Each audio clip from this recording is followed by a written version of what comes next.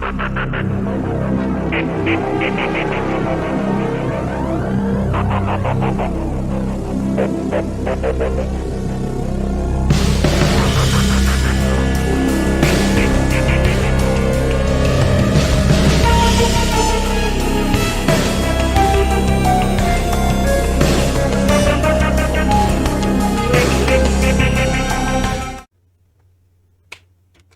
my Built for 1000 Nation. How is everyone doing today? Oh, getting a late start. That happens, though, you know? Mainly because life happens. Life.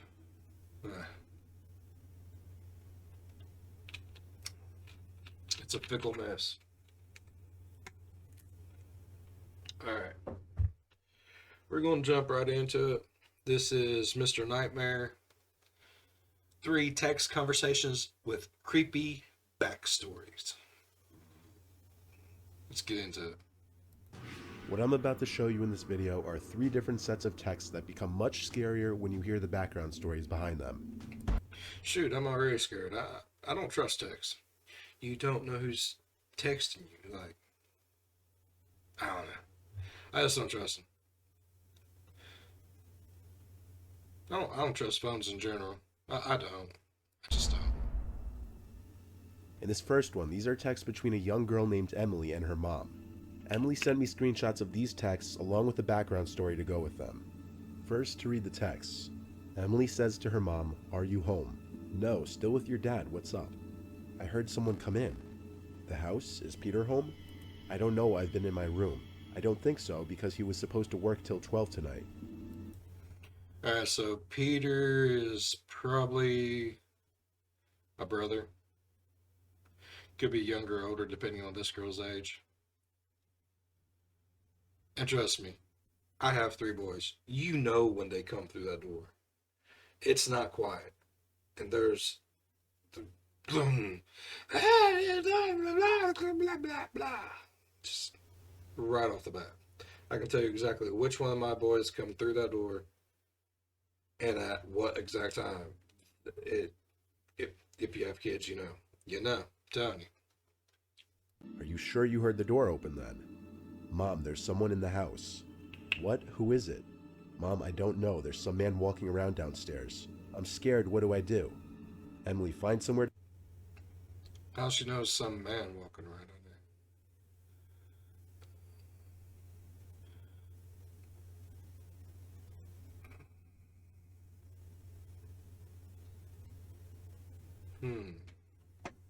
How do you know it's some dude walking hide down right there? now. I'm calling the police. Lock your door right now and hide somewhere in your room, okay? "Okay, I'm in the closet." "Okay, good, sweetie. I'm on the phone with the police. Don't make any noise at all. Stay in the closet until you hear the police come inside the house." "Do you still hear them?" "Mom, he's trying to open the door." "Emily, please just be quiet. You're gonna be okay. The police are almost there." "Emily, the police are there. Are you okay?" This was where the texts ended. This was what was going on that night when Emily sent these texts to her mom. She was home alone while her mother was out to dinner with her dad, and her older brother Peter was working late. Nobody was expected to be home except for her at this time, so when she heard the front door closing downstairs, she was immediately alarmed and concerned. She texted her mother asking if she and her dad possibly returned home early, to which her mother shot that down, saying she was still with her father. On the side, sometime between her mom asking Emily if she was sure she heard the front door open and her follow-up question mark, Emily texted her brother Peter as well asking if he was home, and he replied he was still at work. At this point, Emily peeked out her bedroom door down the stairs and saw, in her words, a 30-something-year-old tall man in a hoodie, beanie, and black sweatpants walking around her living room. At this point, she started to freak out and locked her bedroom doors. Shoot, she brave. I would not peep my head out that door for none. Unless I have my trusty chainsaw with me, then it's a whole other conversation. And then I would have just jumped out a window. I ain't lying, I would have. Quiet as she could and continued to text her mom. Upon telling her mom some stranger was in the house, the mom suggested Emily hide in the closet while she got on the phone with the police. While sitting in her bedroom closet trying to wait this nightmare out, Emily heard the man fiddling with the doorknob to her bedroom, trying to open the door, followed with him trying to forcefully break the door open by the sound of it. This was where Emily stopped replying to her mother, as she was too scared to even move a muscle in fear of being heard, even after the man gave up on the door. Police arrived and entered through the front door, which was unlocked, and they knew to go straight to Emily's closet. It was only then, when the police opened the closet door, that she felt safe to move. The intruder had stolen a number of valuables, but Emily was fortunate enough to have made it through this unharmed. She called her mother while the police were there to let her know she was okay, and the parents returned home shortly thereafter. This is a perfect example of why you should always make... I bet you she does not stay at the house no more by herself unless she got a chainsaw right next to her. No, I wouldn't. Screw that. I mean, that's some. That would. Okay, I'm not the hugest dude in the world, but that would freak me out a little bit. That would. And to be probably a young girl, probably 19 or younger, that would be horrifying. Because it didn't say how old she was. I mean, she could have been just old enough to be keeping an eye on herself, like 13, 14. That, it just reminds me of taking. Go as far away as you can and hide. Now, this part's very important. They're going to take you. And when they do, when they come for you, I need you to put the phone somewhere where I can hear and scream out everything that you recognize about them. Then dude picks up the phone.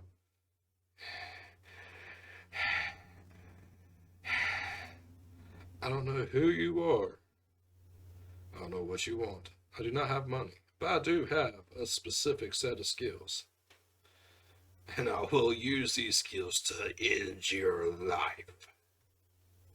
Say, where's Liam Neeson when you need him? Make sure all the entrances to your house are locked, especially at night or when you're home alone. Yes. In this next one, the following texts are between a girl who wishes to remain anonymous, who I'll just refer to as Amanda, a guy named Jake who she met a handful of times through friends, and separate texts among Amanda and her friend Alyssa. It starts with Jake texting Amanda, "Hey," and this is how it goes. "Hey, what are you doing?"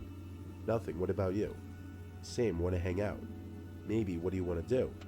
"I mean, we can't hang here because my parents are home, but what if I came to you? Are your parents home?" "Nope." "So let me come, lol." "When?" "I'm free now if that works for you." "What made you even think to hit me up?" "You're really pretty and I just want to hang out with you." "Okay, I look like a potato right now, so you have to give me some time to get ready." "That's fine, what's your address?" "Word, I'll head over soon." "Wait, no, don't, I need time to get ready." The text between Amanda and Jake left off there, where he apparently left her text on read when she But she looks like a potato. asked him not to come over just yet. At the same time, she went to go text her friend Alyssa about it, as Alyssa's part of the same friend circle as the two of them. Amanda was surprised to be hearing from Jake and texts Alyssa to see her reaction about it. This is how those texts went. "OMG, he randomly hit me up, and he wants to come over. Are you gonna let him?" "I told him yeah, but to let me get ready. He said he's gonna head over soon." "I told him wait, but he left me on scene." "Wait, hang on. I feel like it's weird that he's texting Like, oh my god, WTF. you. I'm gonna call him." "Why? Don't mention me." "I won't, but he's not picking up FaceTime anyway." "I'm calling Jamie. This is weird." "Why is it so weird?" "Because I know he wouldn't just text you like that." Immediately, Alyssa finds it surprising and odd that Jake would text Alyssa, for the sole reason that Jake was apparently on the verge of officially dating someone else. When Alyssa tries to call Jake multiple times but fails, she then resorts to calling Jake's sister Jamie, who was also part of the same friend group.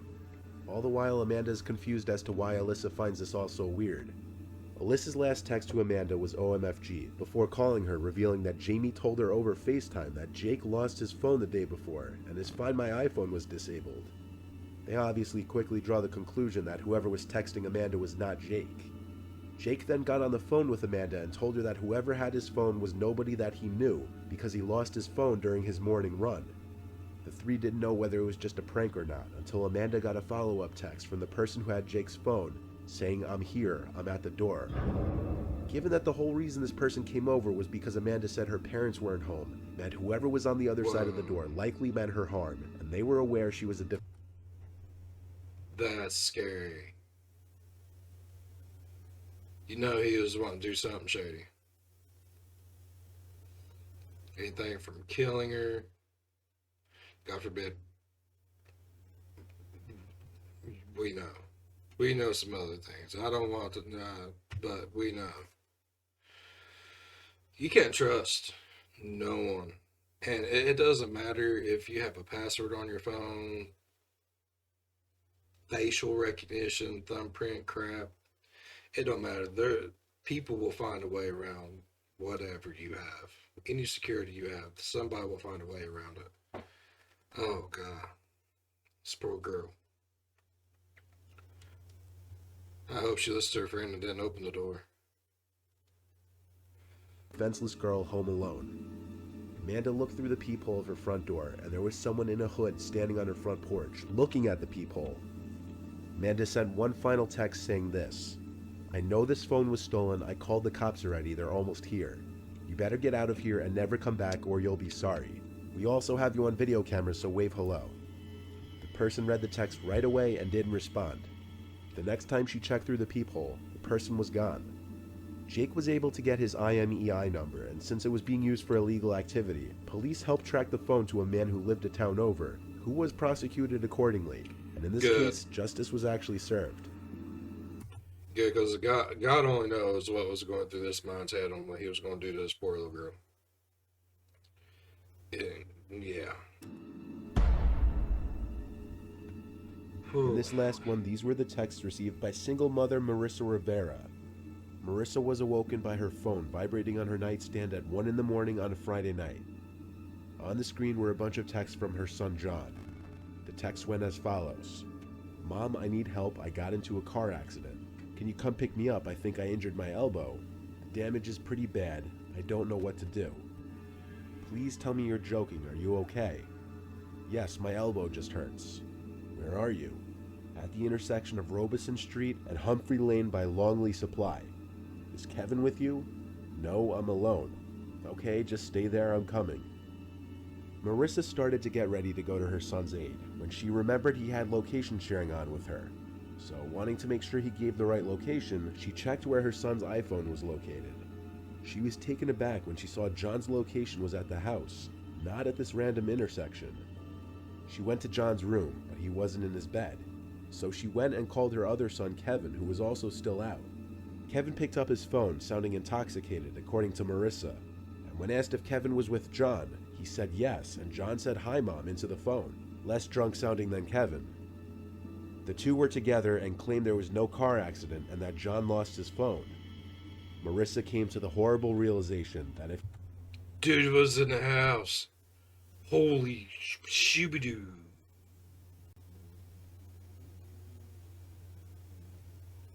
Whoa. That just dawned on me. Throughout all of this, like, dude was actually texting her from inside the house. I mean, and I tell you what, it could have been as easy as,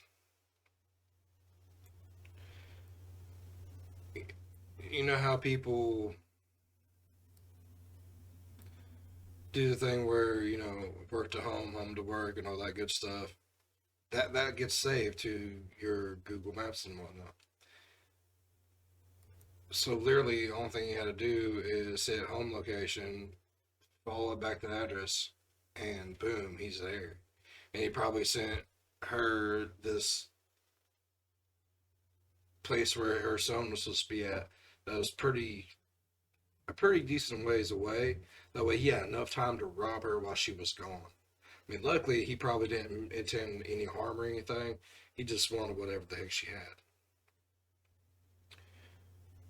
I mean, it could be a perfectly good stranger that you've never met before. It could even been one of their friends or something.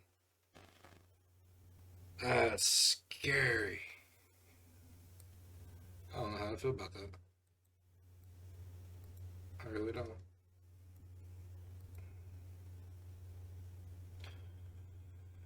Oh, all right. Let's see where this goes. If her kids were telling the truth, somebody else was in the house with her using John's phone.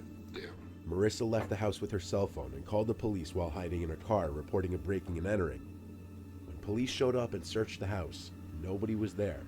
On top of that, John's phone location was updated to down the block, but that was the last known location before it was either turned off or broken. The office window of the house was the most likely entry and exit point since, according to Marissa, it's easily liftable and big enough for most people to fit through. Marissa was having the conversation with her sons while standing in the middle of the house, loud enough for whoever was in the house with her to hear her realization that the car accident never happened, and heard her rushing out of the house. What most likely happened here was somebody who knew John either stole or found his phone, broke into the house through the window, and tried tricking their mom into leaving the house so that they could rob the place while nobody was home.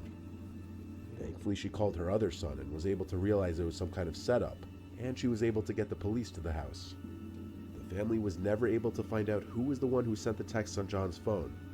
Perhaps another story illustrating the importance of having a passcode on your phone to prevent a stranger or anybody else from having complete access to it. Like I said, it don't matter if you have passcode now. Somebody wants in it bad enough, they'll find a way to get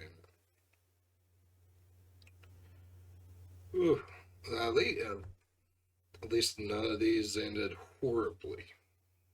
That's a good thing. Some of these could have taken a very drastic turn if just one thing would have been slightly different. Everything could have been a lot worse than what it was. That's. Mm. All right, let's move on. All right, this is Mr. Nightmare. Six paranormal clips to keep you awake tonight. I don't need that. I'm already tired.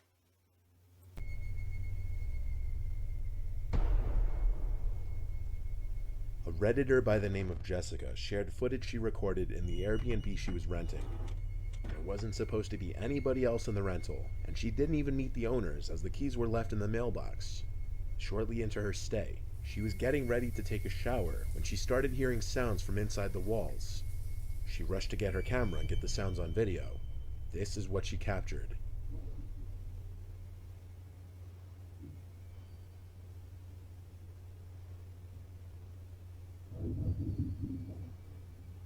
Sounds like someone talking. That definitely sounds like someone talking in the wall. Nah, I wouldn't be sitting there with the cup up to the wall trying to hear. I would have grabbed my bag, my keys, my phone, whatever I had, and I would have got in the car and left.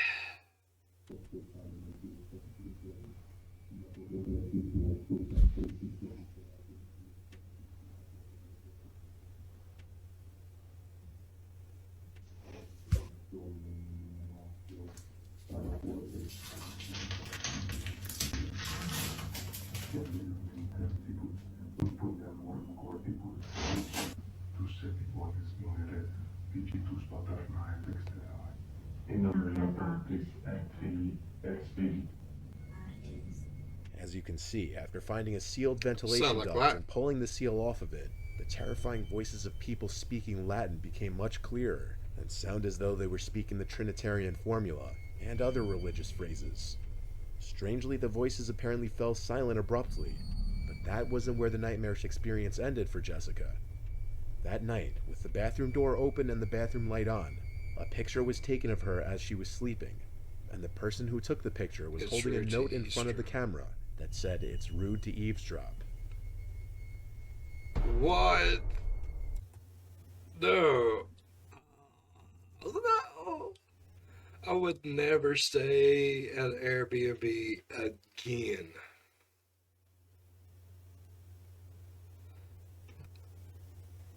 That's horrible.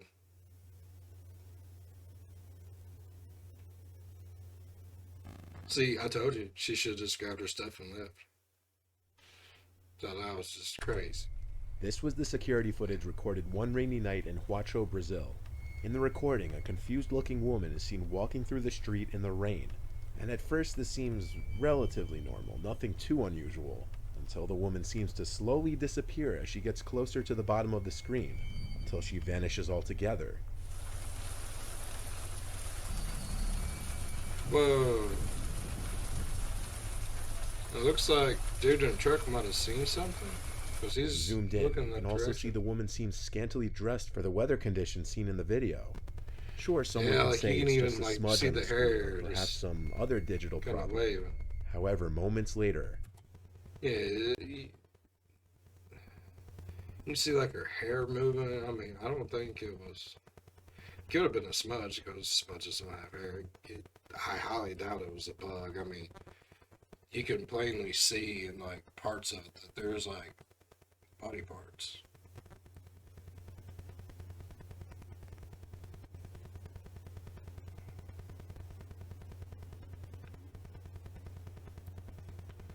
See, arm, chest, arm, hair, face.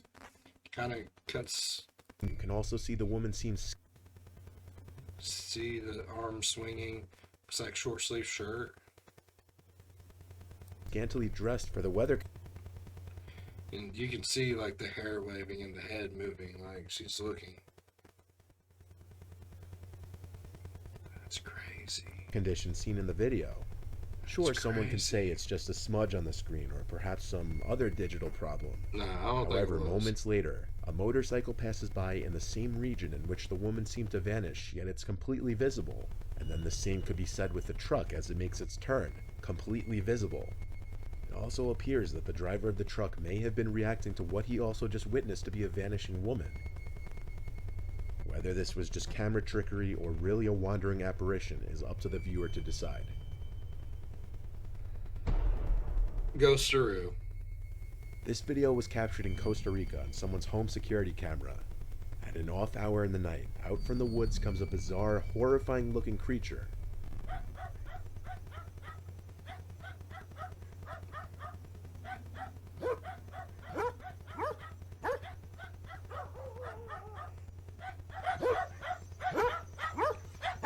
What the hell is that? First, one might assume it's just a person doing some kind of crab walk, or if this were Australia, they would just assume it's another spider.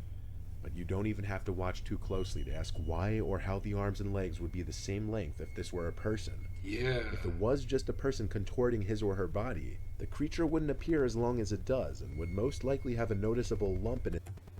Not to mention that. Okay, if it's something really dangerous, yeah, dogs are gonna bark and go around it and all that stuff like these dogs did, but they're not going to get really close to it. Now, if that'd be like a person they didn't know them, like just a stranger, they're going to know it's a person, even though they're acting weird, and they're going to like nip at them and stuff. These dogs didn't even attempt to nip at them, even though they was freaked out. I mean, that, I don't know what it could be. I don't like it though. I don't like it. It's back from them contorting their torso. Also, based on the dog's reactions, this was not the work of CGI, as they were reacting to something that's actually there and cause for alarm. I don't like it. I don't like This that. fourth video was At taken all. from the Japanese YouTube channel Omogotoki Films. Their channel focuses on exploring haunted locations and capturing paranormal events on video. In January of this year, the owners of the channel were contacted by a real estate agent regarding a house he's been having trouble selling, due to the fact that the house used to be owned by a family that mysteriously disappeared in 2013. 僕が前勤めていた不動産屋さんの、元先輩もう何やら僕らに対してちょっと一度見てほしい物まあその古い戸建てを会社で買ったんだけど、急に飛び込みできた人で、まあいくらで売りたいか聞くじゃん。で、そしたらもう本当破格の破格。の売り主さんが持っていたその土地の上に3人の家族が家を建てて住み始めたらしいんですよね。ただ今から6、7年ぐらい前にある日を境にその3人 All of the previous owner's belongings were left in the house, adding to the mystery. The real estate agent refuses to even enter the house, as he believes there's a dark entity in the house. He hopes that they would be able to search the house and find any kind of explanation, as this is what they do for a living. The agent mentions to them to make sure to keep all the doors shut while investigating the house, but doesn't mention why. I'm sure he's probably saying, but how are you going to investigate a place if you're not allowed to open any of the doors? I mean, that to me is just, I wouldn't trust it. This family just goes missing 30 or 40 years ago.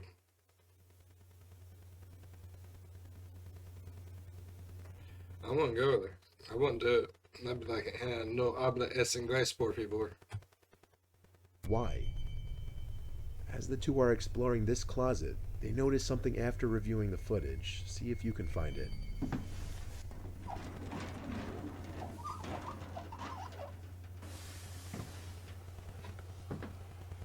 ほらもう全部開いてるもん。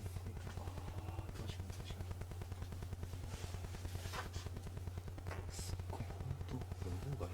うん。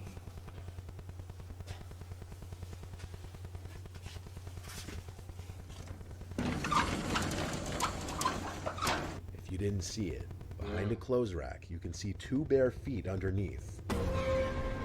This isn't the last time they can be seen.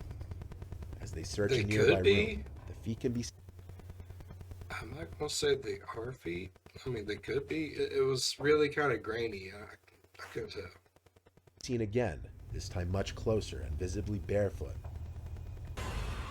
Whoa. Yeah, you can see the toes and everything on that one. That was foot. That was 2 feet. That was somebody standing there. I did Later not on see in the that. night, one of the two decide to place a camera in the dark and sit in one room, waiting for some. He's an idiot. There's some ghost feet running around there. You don't need to be. No. See, I couldn't hang with these fools. See, I would already be in the car going down the road, and they would be stuck there. Serial killer or not, they would be screwed. Just saying. Something to happen. Just saying. After about 15 minutes, he decided to investigate other rooms, while still remembering to shut all the doors behind him. Because ghosts can't pass through doors.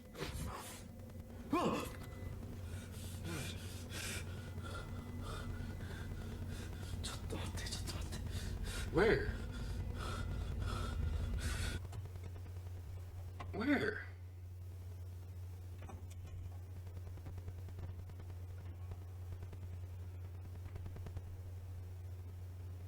I don't see no body.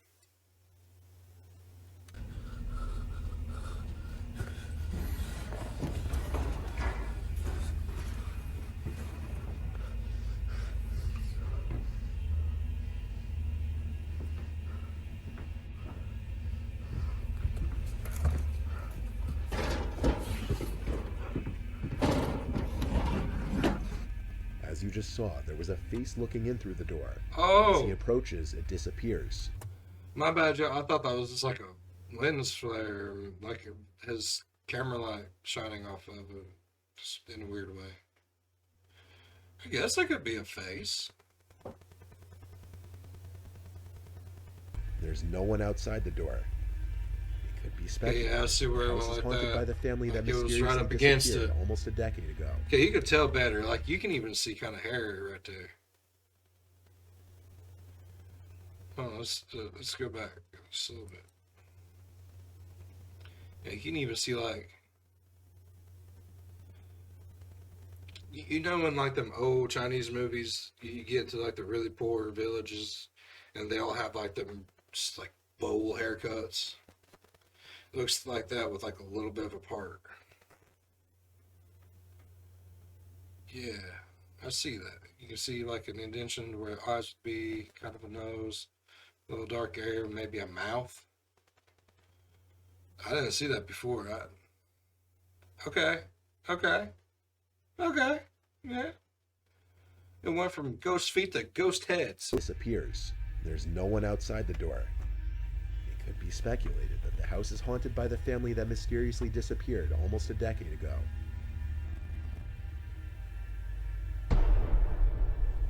This was some alleged sighting of La Llorona.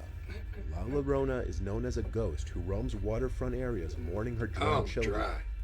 This video was captured in León, Guanajuato, Mexico. The video is of a man running from what resembles La Llorona.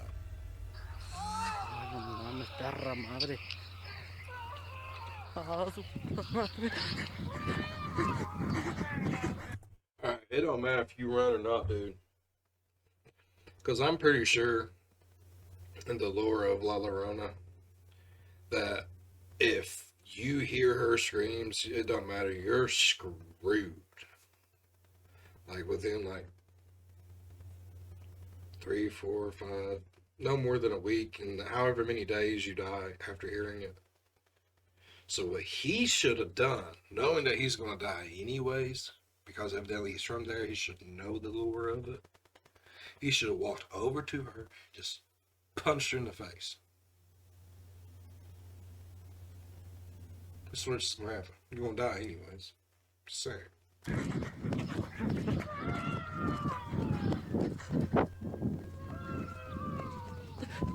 No mames.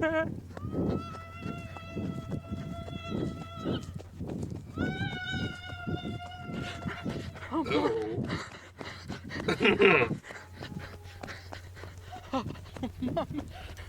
In the video, if you slow it down and zoom in, the figure in the distance resembles a woman in a white dress crying and yelling. The man was coming home from a party around 3 o'clock in the morning when he encountered the woman in front of him. As he starts to run in fear, the woman starts shouting at him, not making any sense of what she's saying.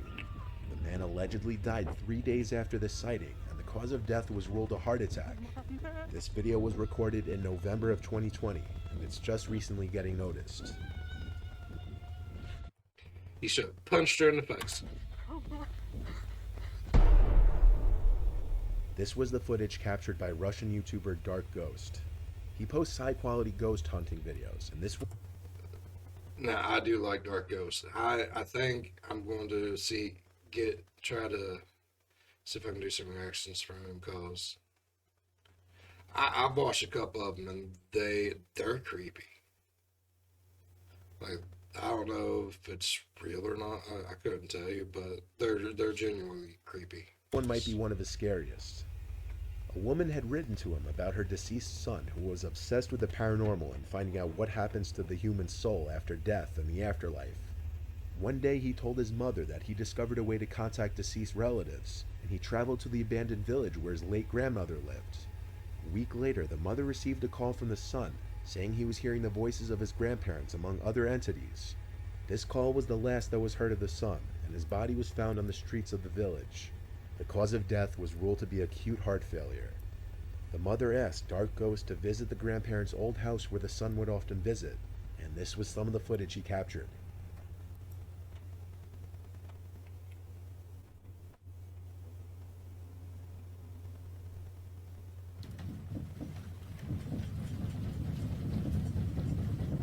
No, no. What is that? The wall?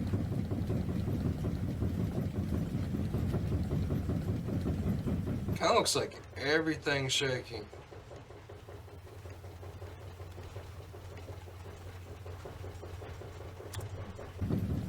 No. Nope. I'd been gone. I would have grabbed a freaking thing. I would have just pooped. I would have ghosted. I'd been gone. The only thing that you would have seen is a trail of brown poo just...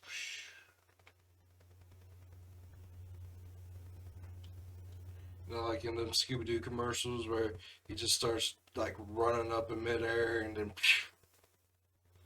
That's what would happen. No lie.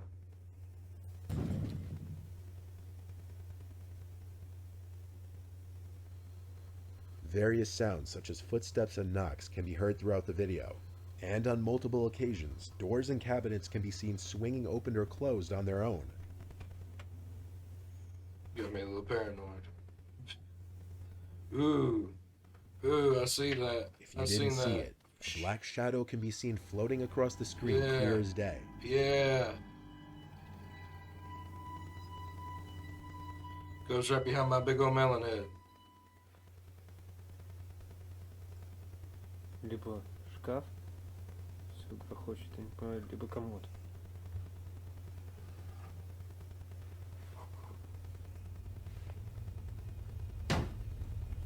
Опа. Screw that. Next, he enters a creepy red room populated with disturbing pictures that the woman's son would collect. See, I couldn't hang with this fool. And I'll tell you why. Because I would have left. I'd have been gone.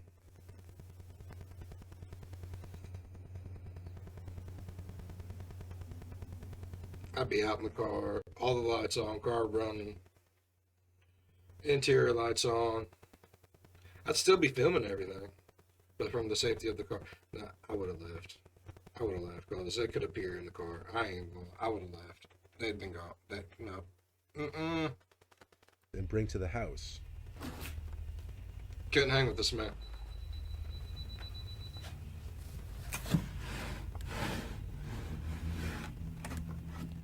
No.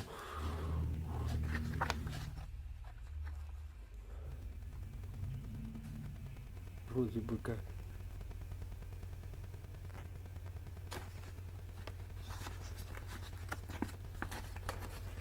У меня вообще всего такого как бы фотографий таких. What kind of pictures are those?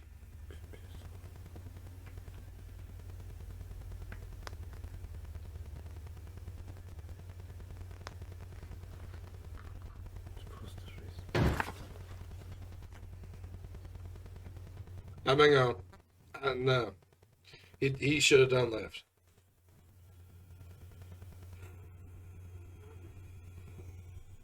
Goosebumps, yo. I know you probably can't tell. But that no. It's got my skin, no.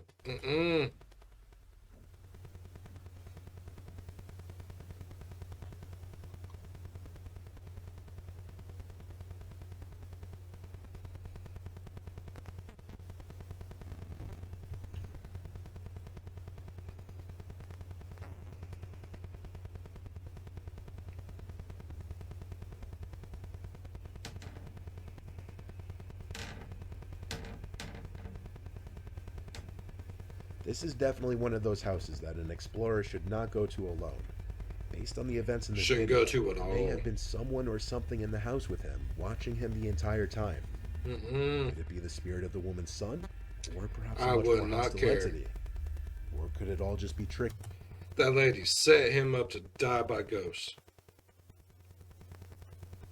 Just saying. No. trickery? As usual, that's up for you to decide. I wouldn't have went. And I would curse that lady for even telling me about it. Oh, lie. Kirkstar has uploaded the following. Calm down, calm down, calm down.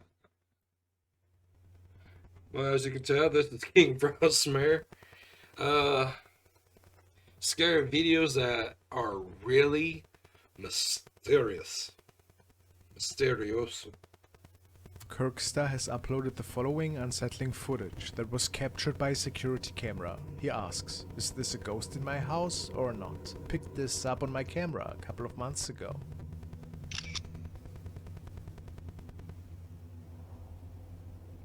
What is that? I was sound asleep. Like, whatever it is, he's putting his hand in it. And I wouldn't sleep there no more. When the motion alert was triggered, I found this weird thing hovering over me while I was asleep. Can anybody help me? Nobody's helping you, bro. You're screwed. What do you think? Was this just a weird effect that was caused by the man's arm? Or did something paranormal transpire here? Maybe it's a ghost cat. Kind of look like a ghost Today's video is sponsored by Lightning Link Casino. Please use the QR code on this.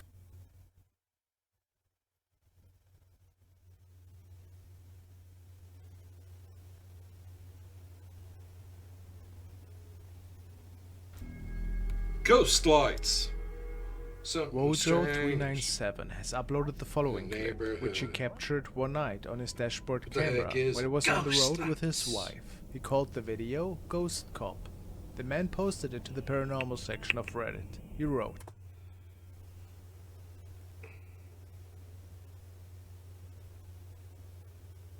So this is RIPD.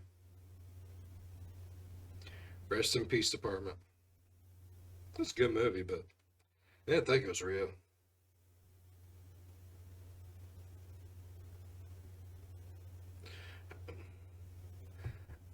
How you gonna get away from a ghost cop?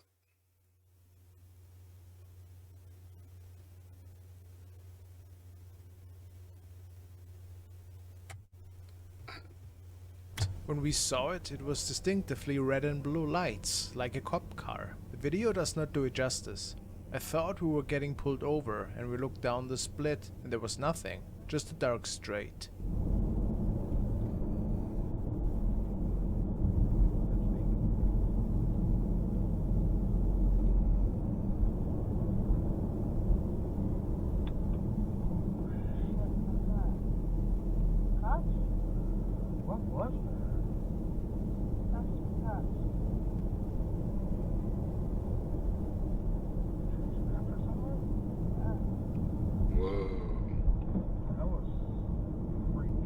Apparently they saw a police car in the distance that, after a few seconds, just vanished.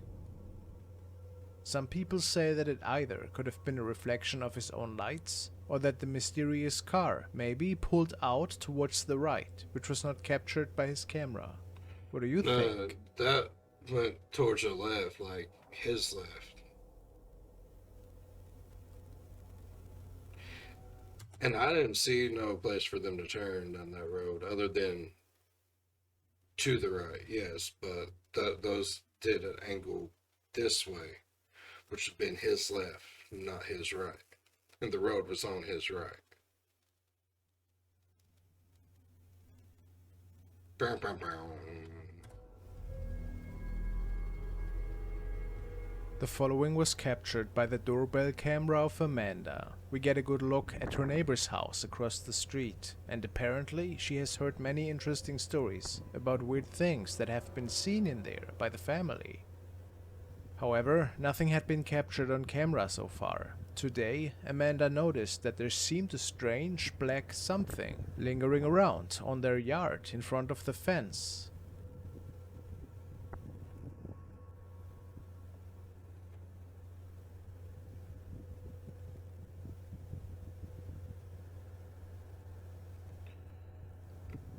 Could just be a dog or baby bear. Her neighbors had no clue what was captured here. Okay, that's Since not a it dog or certainly a baby wasn't their bear. animal, they stated. Is it maybe an insect that was causing this in front of the fence? A trash bag, perhaps? Oh, hold on. For one that was extremely creepy. Hold on. Okay, watch again because there looks like there's going to be something else.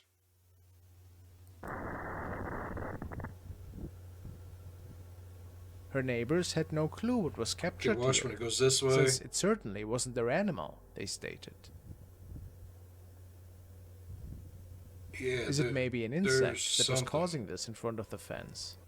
Okay, watch really closely. When this black blobby massy thing goes here and then runs this way and back, there's other little things that looks like it follows it. Watch. Since it certainly wasn't their animal, they stated. See?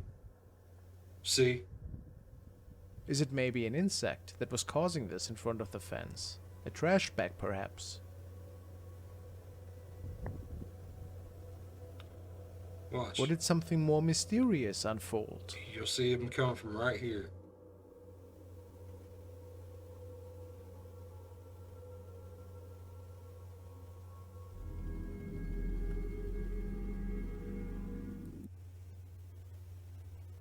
I have no clue what that was. That was creepy though, bro. Schmellen has posted the following clip. A young woman had acquired an antique mirror that she upcycled and then placed in the living room of her apartment. She states that weird. What is upcycled? Is upcycled like redo or something? Is that what that means? Not being, I don't know what upcycling means.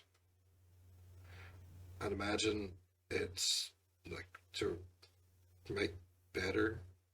Yeah. Events started to unfold after getting this mirror into her place. Strange, but what's more creepy is that she can see things in there that supposedly are not there in the real world. Let's take a look. So this is an old mirror that I upcycled, and I swear that sometimes you can see stuff in the background of the mirror that isn't actually there in real life. So I'm just gonna do a couple back and forths, but I'm curious to see if anyone sees anything that maybe I didn't catch. So here we go. Here's the mirror. Okay, so that's Whoa. background.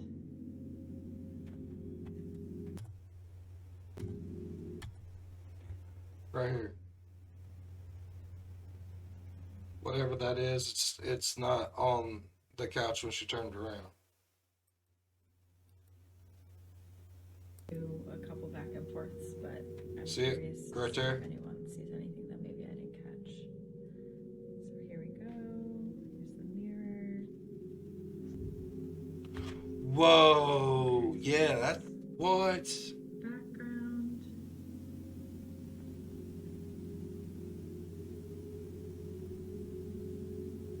What is that?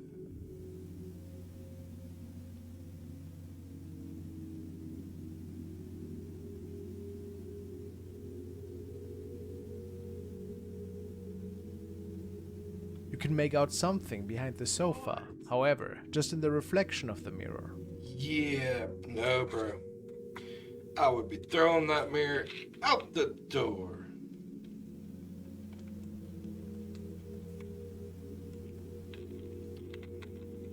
Is this another person? Some say it was probably a ghost, and that this mirror is haunted. Whilst others are sure that it's just a skid. Who knows, maybe the mirror is haunted after all. I don't know, bro. That's creepy. I would be throwing that mirror out the door. Screw that. No. Project Ember shares many of his road and camper stories on his channel. He talks a lot about living in the outdoors, in his trusty ride. Today was different, however. The video was supposed to be about him fixing the old fridge that broke while up a mountain in France. After taking his fridge outside to start the repairs, he noticed that his dog Lance seemed to be staring at something, but the man himself didn't notice anything. Lance, mate. I know, but I'm really busy. It's not warm in there. Why are you warm? This is where the scary event started unfolding. Now, I'm sure with house fridges you're supposed to... Right, so I'm pretty sure with a house fridge, if you move it, you're supposed to leave it like 12 or 24 hours to settle, for the gas to settle. Now I've just flipped it upside down and back again, so I'm going to give it the full 24 hours, I think, to... What are you looking at? You keep freaking me out, Doug. There's no one over there. I'm seriously freaked out now. A minute ago I could hear like really loud moaning, like just booming across the mountains. So I've come down to where I could hear it. Got to this old well and it stopped. I mean, that thing's wild freaky. That's like what? What is that? The Ring? Creepy tree, well. Probably gonna be a little girl running out of the woods. Looks out of the Ring, but just as soon as I got here, just from over there, there's no track or anything. It's just wood. This girl appeared, dressed like kind of like a monk. I called it. I called it. No shoes, no hair. That goes to the road. Oh, that's different. But down where she went that way, there's nothing, and there's nothing for miles. Where did she go? You probably don't want to know. I'm gonna leave. He's Who could smart. this mysterious girl have been? And why was she dressed like that?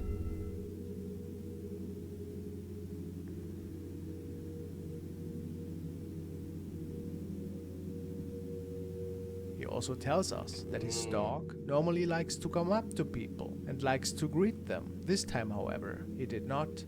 He mentions that weird things started happening that evening.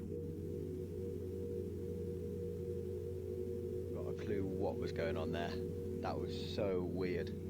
The well, the moaning from the forest, the girl. Nah, maybe there's an explanation to it all. I saw the girl another 2 times. The last time I was near the van and she was running through the forest. I left. I was gone. I was gone so fast. I didn't even pack the van away. Yeah, it's a pretty big mess in here. It is a strange encounter after all, wouldn't you say? Screw it. I would have done the same thing. The following clip was shared by Caters and it was captured by Dan Litchfield and his team. They were investigating a supposedly paranormal hotspot in Mansfield, Knott's, which is called the Village. It would appear that during their investigation, their camera might have captured a shadowy figure standing in the background and possibly looking at the team.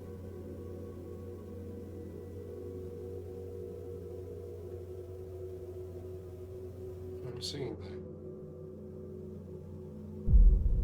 Whoa. The team is sure that this couldn't have been a piece of furniture or other item that was placed there. Legends tell of several monks that were seeking refuge in this place, and that many of them found a tragic end in there. During the dissolution of the monasteries, do you think they could have captured one of the spirits here? Or are we just seeing things?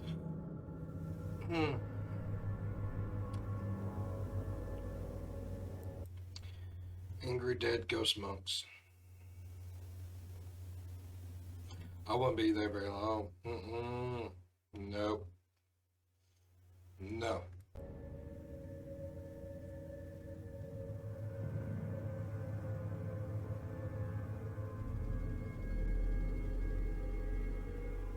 The following video was captured by 2 young sisters that recorded something bone-chilling the following night. They live in a pretty old house, which seems to inhabit some ghosts from the past, so they think at least. The family can see weird shadow sightings in the hallways, and of course, these entities also like to visit the children. This night, the 2 girls were watching a movie together in their room, but one of them thinks to have seen a shadow, which is why she started recording in the first place. I see shadows at night and it's really creepy, and I'm starting to record because I want to prove to you guys that it's actually real.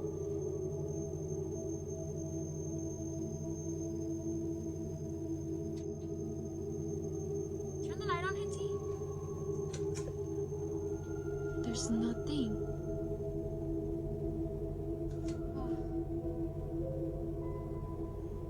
What? No. There's nothing. What? I clearly saw you.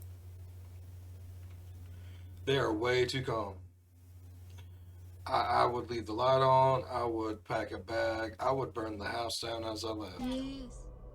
Can you see the shadow standing right in front of their bed? Who can say for sure what exactly is living with them in their house? But it's pretty unsettling if it is spooking them like that. But it's not doing nothing. It's sitting there staring at him. I mean...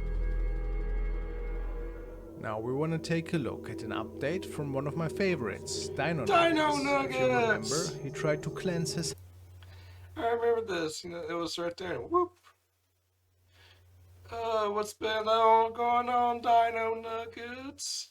house from a shadow entity the other night, but this didn't work out, it would appear.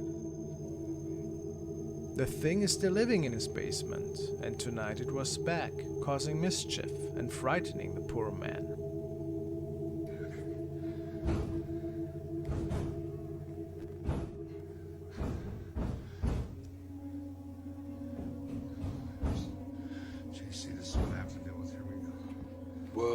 door just swung open. Poltergeist activity seems to lure him back into the basement Whoa! once again. Whoa, it just walked down. No. Did he not see that?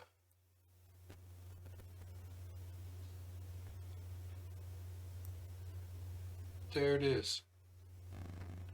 Right there. Right there. Whoa. You can see it walks like out of the darkness across the door. Take it back just a little bit more. That closet door or basement door flings wide open, and then it comes out of the dark across the door. JC, this is what I have to deal with. Here we go. See, door open. Poltergeist activity seems to lure him back into the There it basement is. once There it again. goes. I would not go behind. No. Nope. Nope. Hello? No. No.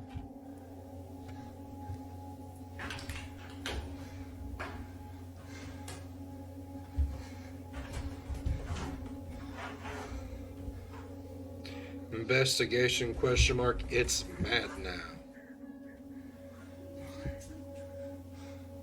And while, besides terrifying noises, he didn't Hear, capture like, anything on film, a woman his crying camera or did something? see something in the beginning of the video.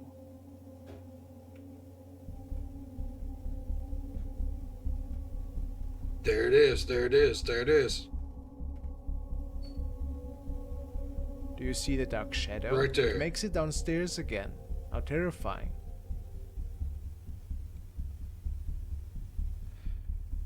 Like I said on this dude's previous, he needs to find a new place to live.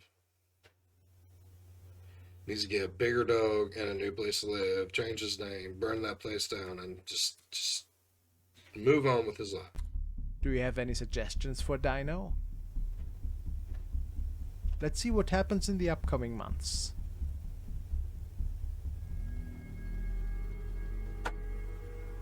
This is another follow-up video in which we want to take a look at user Wesley Manor, who is a contractor that is documenting a pretty terrifying haunting on one of the derelict floors he has to service. Viewers of his profile were so interested in his case that one night he decided to contact the spirit world via a Ouija board, and he opened the gate to communicate. That's why I'm doing one more of these, but it's so hot in here. Hey, are you causing it to be so hot in here? Of course.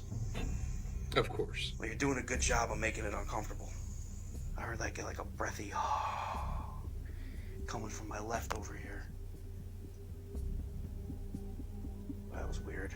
Alright, we're done. I can't stay in here anymore. I'm sweating. Bad. Not in a good way.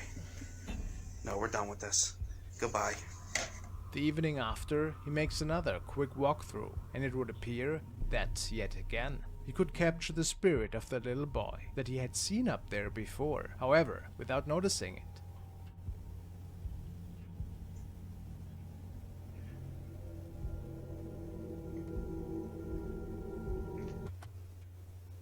Whoa, yeah. Right there. That could just be an actual kid, because it don't look ghostly to me.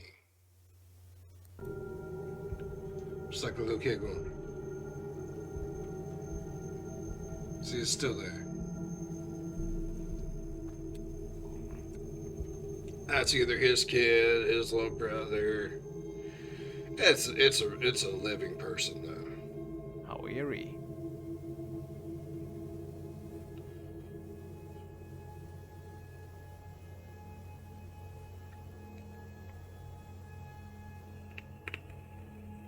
Thank you guys so much for watching. Alright. Today, I'm gonna... We're gonna save Mr. Ball for last, because as you know, I love ending them on Mr. Ballin. I love. So, we're moving on to Nuke's Top 5. This is Top 5 Ghost Videos So Scary You'll Quit the Internet.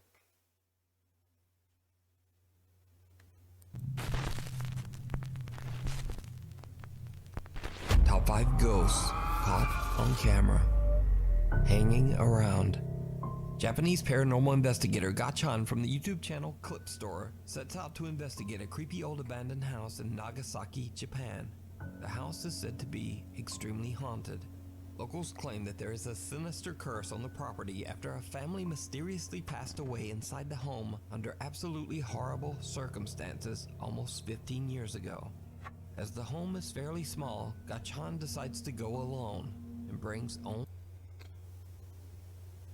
What are these horrible circumstances? Need a little backstory here. I mean, yeah. There's a lot of horrible ways that a family can pass away that somewhere. I mean, what was this horrible way? Only his camera. Once inside, things... Oh, he's an idiot. This dude's a dummy. I would at least take one other person with me. I don't care. Even if it was to keep the car running so I could run out there and just jump in. Things quickly get very creepy. カレンダー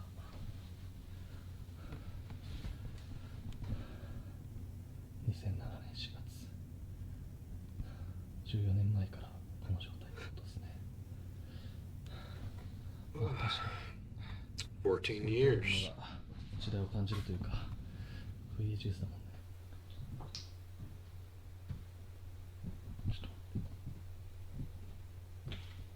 ちょっと待って足音がする。 We all hear the footsteps. 人がいる。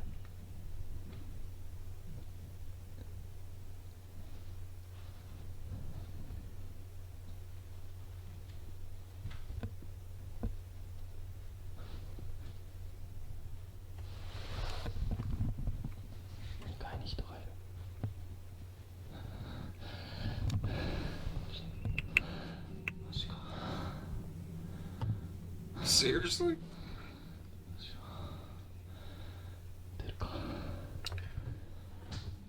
What do I do? He says, what should I do? What do I do? Alright, I'm gonna tell you, bro. You leave. They already know I'm here, right? It don't matter. It don't matter if they know you're there. They can also know that you have just left. Because see, if I was there with you, I would have done left. You would officially be there by yourself. あ、でも気づいてるはずだよね。こっちに。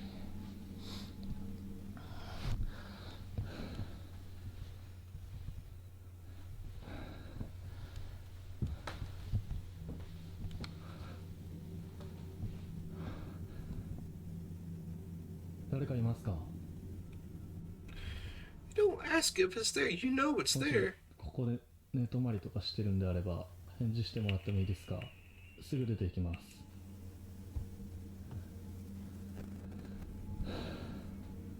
The paranormal investigator believes he might not be alone inside the house and heads upstairs to investigate.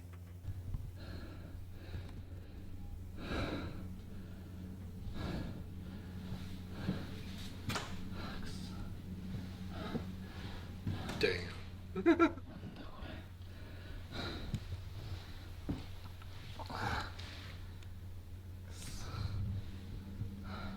誰もいませんか？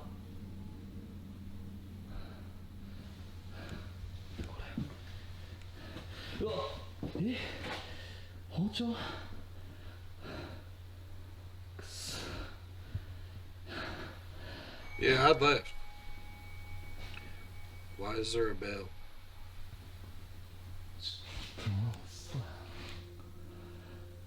いや、マジで。誰かいますよね。いや、もうちょっと待って。いや、本当帰るんで、ごめんなさい。 Gaichan finds shattered glass and, creepiest of all, a knife. Soon after, he hears the sound of a bell coming from somewhere inside the house. He searches in the room, but he finds nothing and no. As soon as I seen the knife, I would have left. You don't need to go swinging at you with a knife. You ain't gonna be able to stop that. One to explain the creepy sounds. ちょっとね、さすがにこのままでは帰れないので、さっきね、ちょっと物音が激しかったと思われる部屋いるんですけど。No, you big fool. You're gonna stay in the room where all the noise was coming from.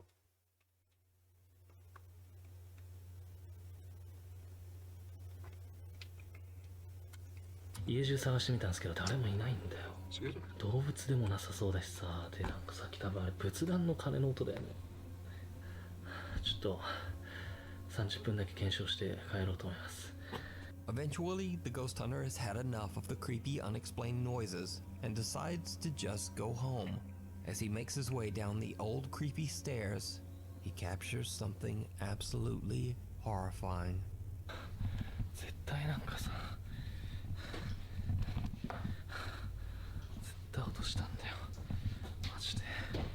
もう嫌だ、俺。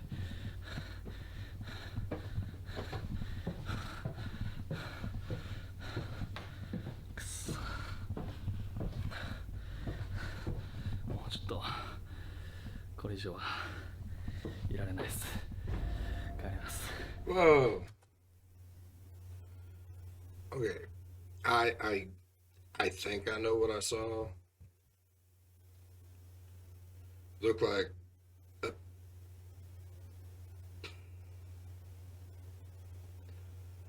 like a pair of legs hanging from the ceiling. Like, how did this family die? I need some backstory here. Ooh, I got the chills. Like I'm all goosebumped up. I know you can't see that. Don't ask me why I keep doing that. I don't know. But what's this family like? Did they kill themselves? Did they hang themselves? Were they hung? Were they murdered?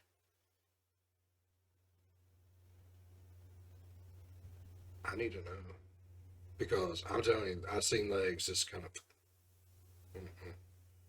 Like, here's the legs. There is no legs. Don't see legs. A pair of legs can be seen dropping from the ceiling at the top of the stairs right behind the ghost hunter. Gai-chan leaves the abandoned house having no idea what he has just recorded, until he reviews his footage at home. The horrifying sight of the creepy, unexplained legs shocks him and his viewers. And now, Gai-chan believes that the house is truly haunted. But either way, true or not, kind of swinging too, like they're being hung. Disturbing. Heck yeah, it's disturbing. Over on the YouTube channel, Clip Store. Like something from a nightmare. Christina, an avid watcher of the YouTube channel Paranormies, reached out to the two paranormal investigators about terrifying events she experienced while staying in room 313 at the Norwood Hotel in Winnipeg, Canada. Christina says that back in 2008, she stayed at the hotel alone for 2 nights while attending a convention. Her first night in room 313 at around 2 a.m., Christina wakes up completely paralyzed. In absolute horror, she watches as a man with a sinister grin stares at her from the darkness, peeking around the corner leading to the bathroom. She passes out and then doesn't wake up until hours later, and she says she immediately vomited.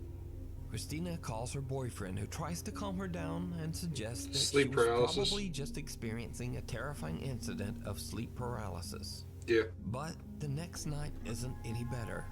Christina has a nightmare in which she sees a man on fire floating outside her window.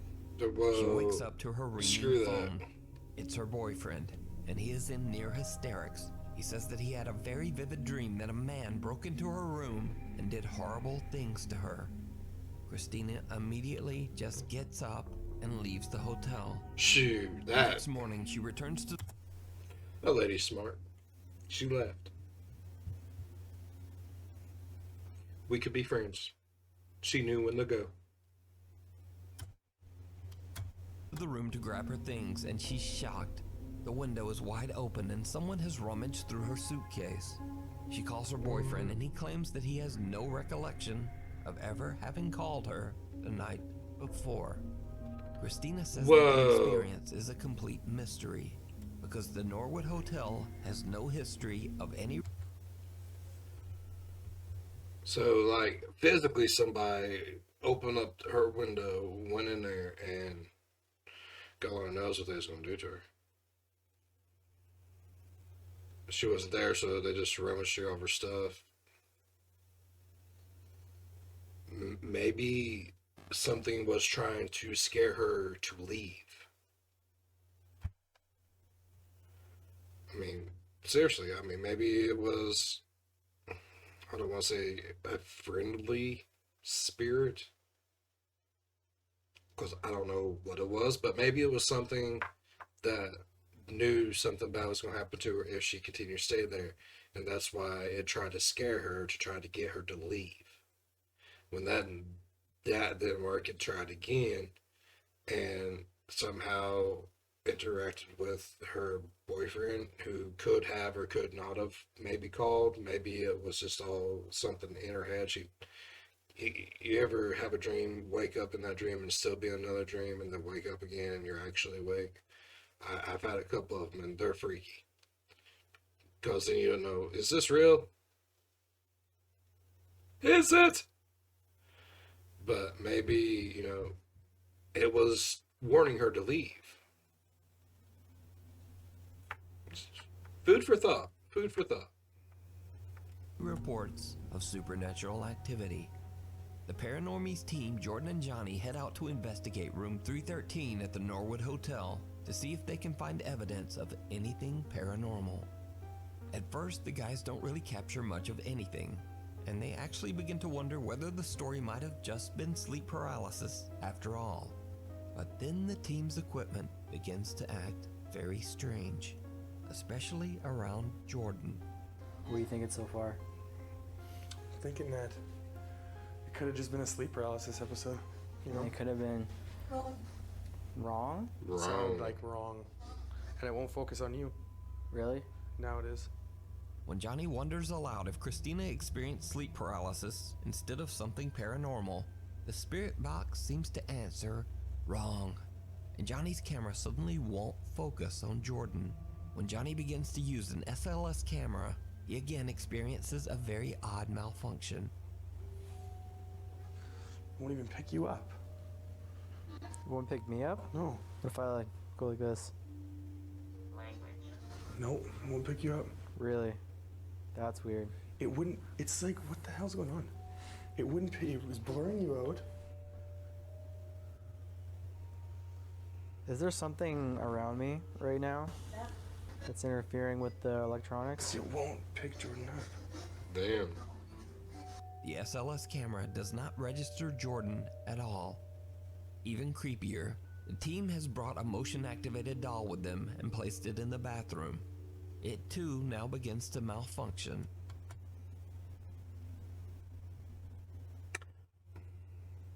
Why is the doll in the bathroom? I mean, I'm sure there's a reason why the doll's in the bathroom, but why is this doll in the bathroom? The doll won't go off.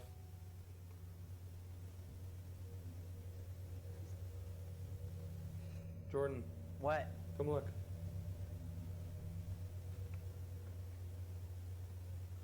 The doll won't go off. We just changed batteries. Look at this. Wow. Usually she doesn't shut up. What? You walk in front of it. Okay, hang on. Stay there. Flip it around. I want to just keep this in one shot to see.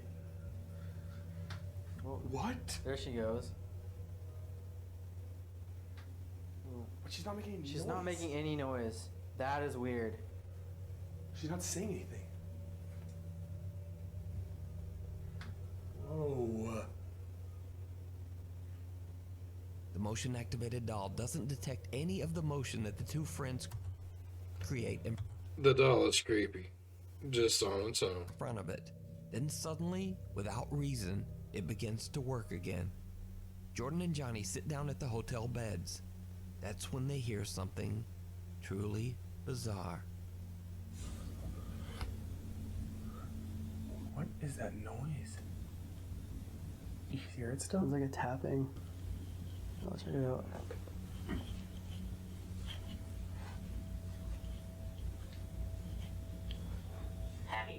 Heavy. You hear it still? I can still hear it from here. Yeah. I'm not exactly sure where it's coming from. It almost sounds like, yeah, like water.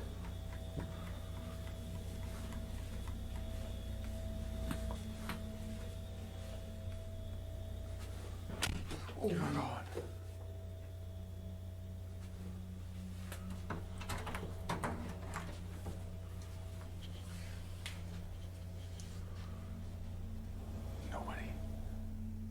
The soft sound of tapping can be heard coming from somewhere inside the bathroom, but the two friends can't find the source. A loud sound can be heard from the main door, but they find no one outside in the hallway. Now, that's all very creepy, but did you see it? When Jordan gets up to investigate the tapping inside the bathroom, he walks past a mirror. Yet, he has no reflection, even though earlier and also later in the investigation, his reflection is very clear. Now everything that's happening seems to be centered around Jordan. I didn't even notice that. He's turned into a vampire. For some reason. Almost as if something sinister has attached itself to him, as it did to Christina years earlier. Now perhaps it could all be explained as coincidental equipment failure and a very bizarre compression error. But what happens next is much harder to explain. As the two investigators lay down for the night, they set up a laser grid and turn on a motion-activated REM pod and K2 meter. They fall asleep and leave a camera recording throughout the night. At around 4:15 a.m., the REM pod and K2 meter both go off, waking the two guys. What happens next is downright.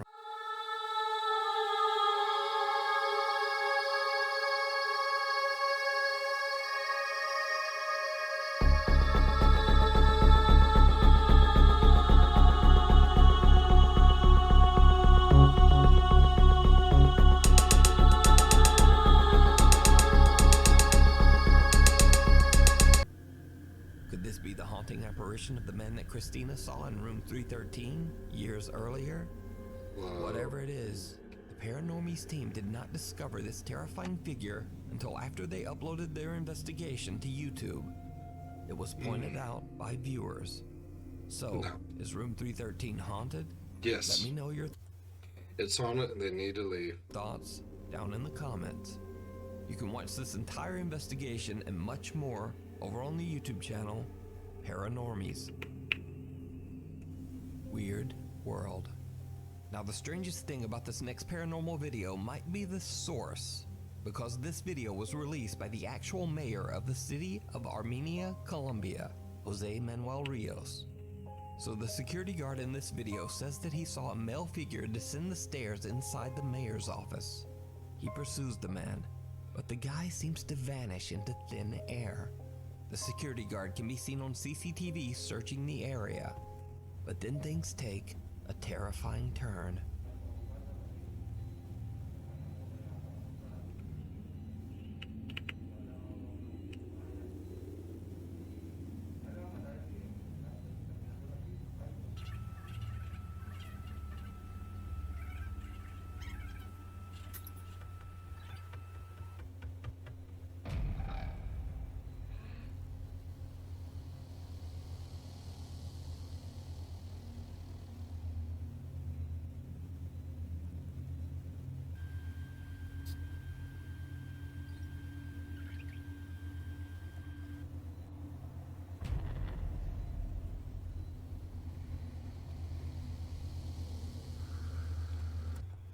Well, okay, he got attacked like twice.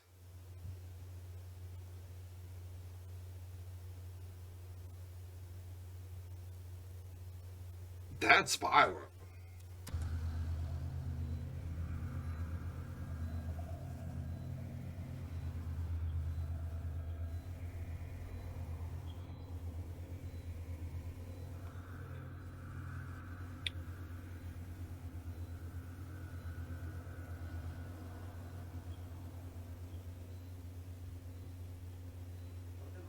In the video, the security guard appears to be suspiciously looking around the area, seemingly confused.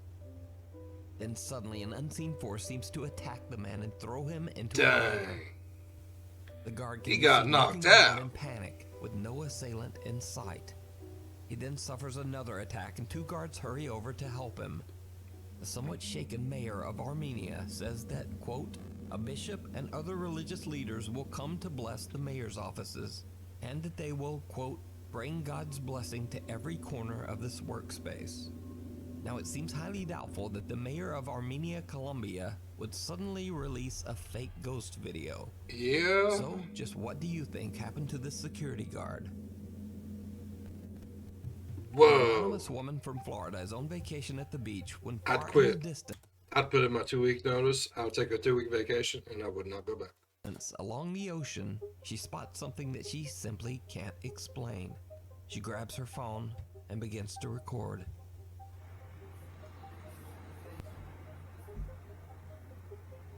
Whoa. I'm gonna analyze this when I get home. Cause that, whatever that is looking for something.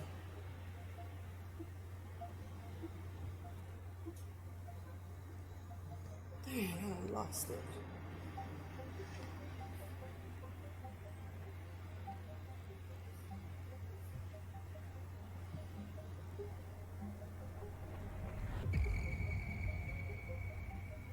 Oh my God, it's flying so fast. Where the f did it go? Oh boy, I'm losing my mind. UFO. Aliens are real. An Ghosts are unidentified real. flying object can be Alien seen ghosts. hovering above the Yeah, water. they might be. Then, without warning, the flying object suddenly just reverses course and darts away at an incredible speed. So, just Yeah. what do you think this could be? It was going So, slow. analyze this Like, when you look get at it. home. It's going I'm gonna slow. analyze this when I get home. And then let me know what you think. Gone. In another strange video, Facebook user Eder Olivas is on the road late one night driving down the Saltillo Torreon Highway in Mexico. Eder is a little drowsy and sees something that he believes might just be an optical illusion, or simply his mind playing tricks on him so late at night. But when he gets home, he decides to check his dashcam footage, just in case. And he's shocked to find that what he saw was very real.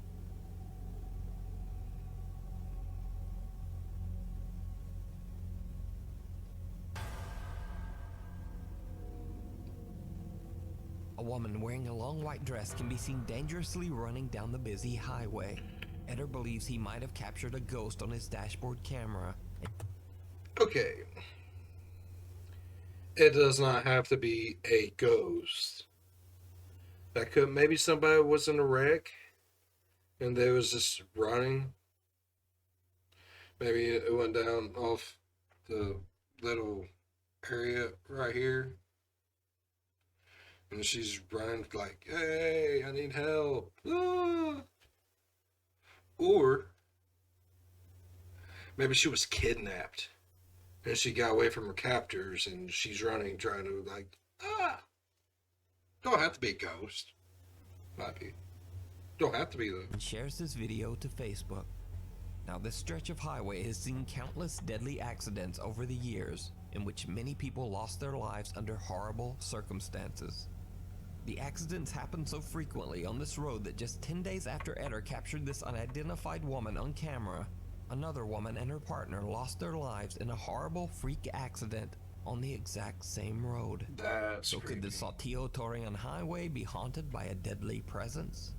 Let me know what you think. I don't know what's Place that, in the really. woods. Dutch urban explorer Mark Roloff from the YouTube channel Mark Ben Ik travels to a remote abandoned lodge in the countryside of Belgium.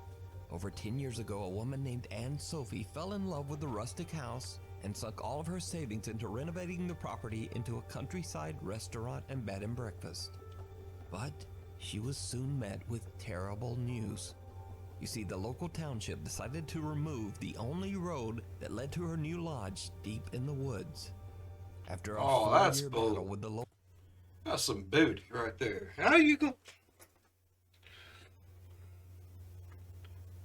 After this woman spent all of her money and you're just going to make it impossible for anyone to get there. That's messed up. Local government and nearing bankruptcy, and Sophie just gave up. Exhausted and defeated, the woman tragically took her own life inside the uncompleted bed and breakfast. Ironically, only 2 weeks after her death, news came down that the township decided that the road was actually going to stay after all. Are you serious?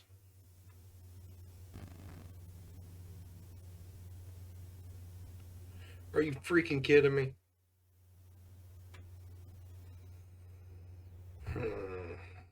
Ever since her tragic passing, the lodge has been abandoned.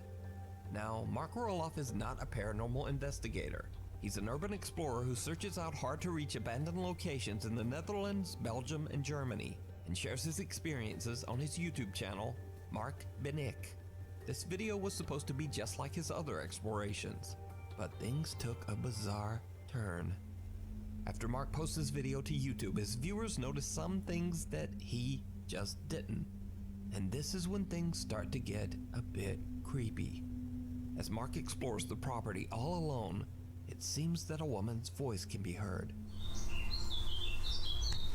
Je houdt het niet bepaald lekker.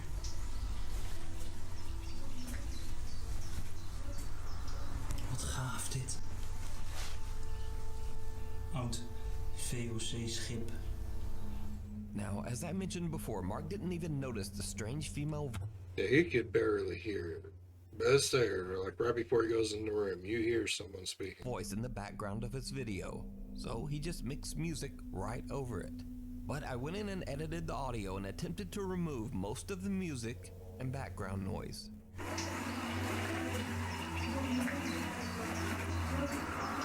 Wat gaaf dit.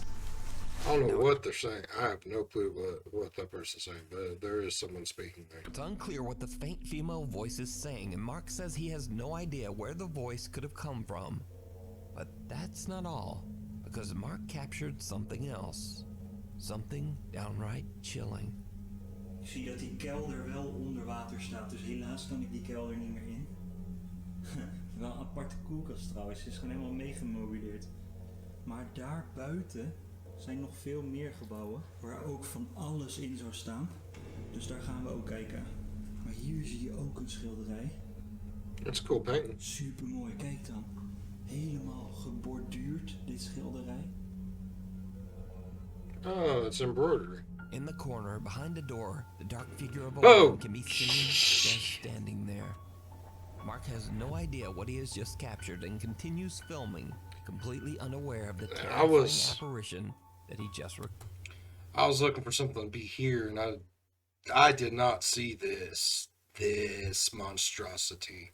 I was looking here, and then I got interested in the painting. That's freaking creepy. recorded. Now, I reached out to Mark, and he says that throughout his exploration, he felt like something was just a bit off, but he wasn't overly concerned. However, after watching his video back and taking note of what his viewers pointed out, he has no idea what he captured, and to this Some day, messed up the stuff. shadowy figure is a complete mystery. Could it be the tragic spirit of Anne Sophie still in her failed bed and breakfast? Let me know what you think. Right behind you. Paranormal investigator Ricky Velasquez is challenged to explore an abandoned house in Mexico that is said to be extremely haunted. Ricky's fans don't think he'll be able to stay inside the creepy home for longer than an hour. So Ricky takes the challenge and broadcasts live to YouTube as he heads inside the house. He has no idea why the location might be haunted or what dark history might have taken place there. But he soon realizes that the supernatural rumors about the house might be a bit more real than he thought. Ok, esto sí me huele mal.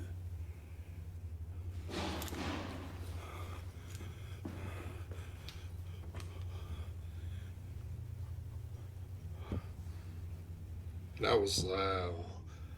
18 minutos. Ricky has been inside for only 18 minutes when he already begins to experience strange phenomena. Someone Yeah, bro, inside you the ain't gonna house make it hears the a hour. loud bang. So he heads upstairs and continues his exploration. Hola.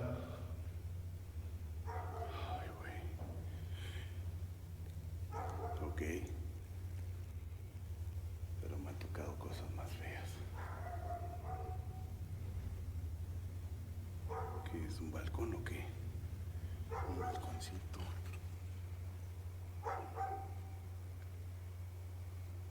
Qué gusto está, ¿verdad?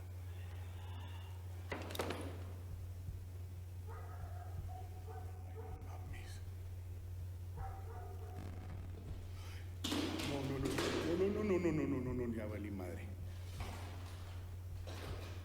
Oh, la bestia. Se va a caer.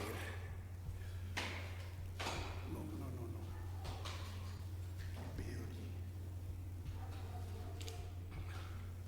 Before all that, I heard something.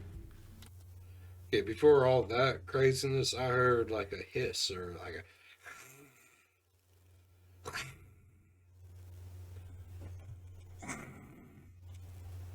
That's what I heard.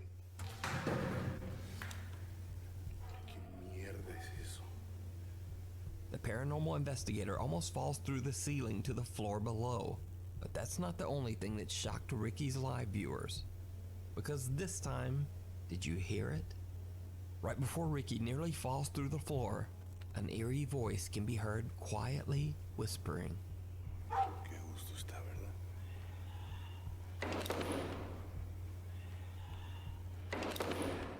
Still on the second floor, Ricky begins to repeatedly hear strange sounds coming from right behind him. But every time he turns around, no one there. That's what I heard.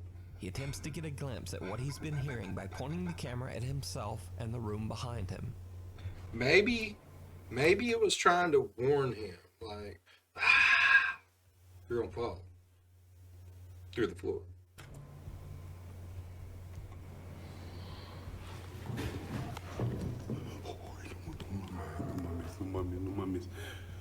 No mames. No mames, güey. Ok, creo que me está dando pánico. Aquí hay algo No más. mames. Ricky now hears No the creepy mames. whispering himself and starts to think that he might not be alone. But he gathers his courage, determined to continue exploring. He heads into the upstairs bathroom, and what happens next is absolutely horrifying. He poos all over himself. Because I would have. Fine.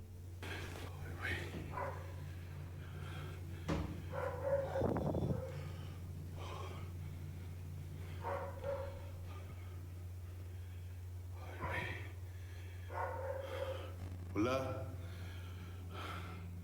Bro. Okay, I seen like a shadow, like maybe a head right here and kind of dip behind him. Empiezo a sentir helado. Yeah, it's still there. ¿Qué se escuchó? It just moved back behind him a little bit more. Like, Hola.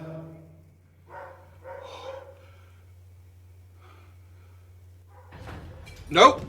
Nope. Nope. Ricky runs away in abject terror as he sees the pale figure of Nope. a woman standing right behind him. When slowing down and enhancing the footage, it almost looks like the strange apparition. She got a dead eye. I don't like that. I would have pooped all over her. She'd been angry.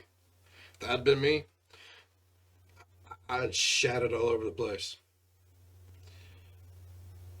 She would have been highly upset. Yep. Has one completely Nope. empty white eye. So, after only making it 30 minutes inside the abandoned property, Ricky has had enough and just leaves. Yep. So is it real? Or is it all just an elaborate hoax? Either way, I would have You pooed. decide. I had to You poo can watch everywhere. this entire video and many more creepy investigations over on the YouTube channel, Ricky Velasquez. Ricky Thanks for watching. Velasquez. Please follow the Insta here. Alright, so now we're going to go back to Mr. Today, I'm Ballin. gonna share 3 And this is Top 3 Photos with Disturbing Backstories, Part 22. Go ahead and skip past this part.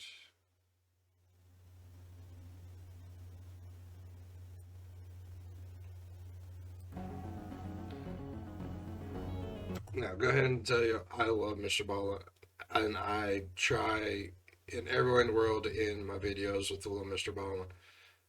I love his storytelling, I really do, and I really like ending with him because his thing is the truth is stranger than fiction. Every story he tells about is a true story, and I like it. I do. Like if he was like a camp counselor and you're all sitting around the campfire telling ghost stories, when it came to his turn, by the time he was done, nobody was sleeping. Nobody would be sleeping, period, for the rest of the time. He's good. He's good. Just after midnight on June 17th, 1939, a crowd of people began to form outside of this unremarkable building in Versailles, which is a city in France. The atmosphere in this crowd was electric. They all knew why they were there. They knew what they were about to see, but even still, there was a lot of nervous anticipation. And so as such, some people were coping with these nerves by drinking alcohol and trying to laugh and have a good time, while others were much more subdued and were trying to be respectful about what they were about to witness. Between 1 and 2 What are they a.m., about the to doors witness? of this unremarkable building opened up, and a group of men dressed in the same dark uniforms came out and didn't say a word to the crowd, and the crowd immediately went silent and began to back away from them. And this group of men, they walked right out in front of this building, and they had lumber and they had tools with them, and they began constructing this kind of strange wooden structure. And so the crowd, they wanted to get up close to see what these guys were doing, but at the same time, they didn't want to get too close. And so as the crowd formed a sort of half moon around these men that were doing the constructing were moving so seamlessly, like all of them had built this structure dozens of times before, and it was just muscle memory. And so by about 3 a.m., this structure was built, and they placed this large basket next to the structure, and then these men packed up their tools and the remaining pieces of lumber, and they turned around and they went right back inside the doors into the building and were gone. At this point, the crowd had become quite sizable outside of this building, and they were growing kind of restless because they knew now that this structure was built that the next time those doors open, the show is really going to start. This spectacle they are all there for, it's about to happen. And the crowd all knew that this event couldn't happen if the sun was up, because if the sun was up and the area was well lit, the press would be able to take pictures and film it, and that's not what officials wanted. They wanted this to happen in the darkness.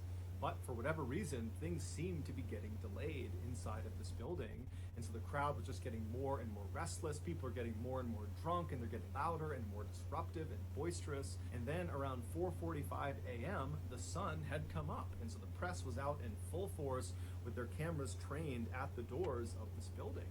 And so the crowd really at this point is not actually expecting this event to take place, because at this point it just seems totally unlikely. But at 4:50 a.m., those doors swung open, and standing in the threshold was 31-year-old Eugene Weidman, who was a convicted serial killer. His arms were tied behind his back, and the collar of his white shirt had been tucked down inside because they needed his neck to be free and clear because he was about to be beheaded. So the two guards on either side of Eugene, they pulled him forward out towards the crowd so the executioners behind him, who were dressed all in black, could filter out and take up positions alongside the guillotine, which is that wooden structure that had been built earlier in the morning. And so as Eugene is being brought out towards the crowd and everything is getting set up for his execution, the crowd went wild. They were shrieking and howling and laughing and pointing and booing and just generally being completely rambunctious and totally bloodthirsty. Eugene kept his head down. He did not want to look at the crowd, and he did not want to look at the guillotine.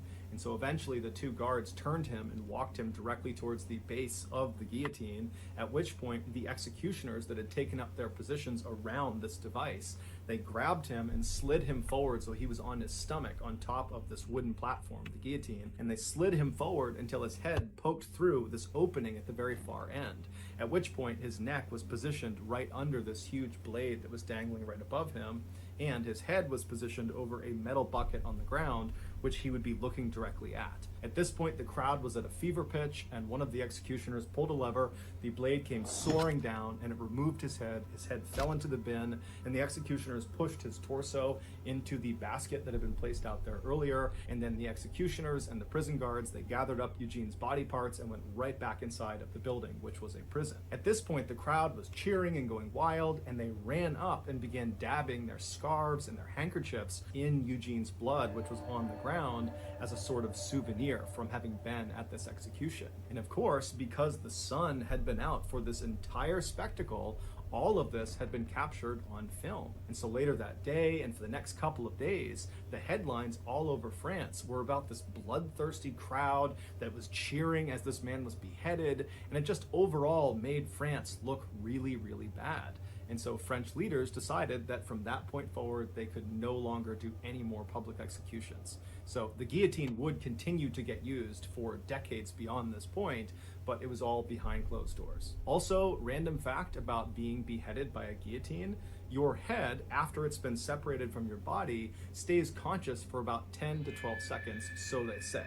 And apparently there's been lots of cases where the executioner, after the condemned has had their head removed, will yell the name of the person who has just had their head removed, and that person's head will look over at the person calling to them and will blink or try to mouth words for several seconds before the lack of oxygen kills the brain, and then the head is no longer conscious. Here are some of the more notable pictures that were used in the media from Eugene Weidmann's execution.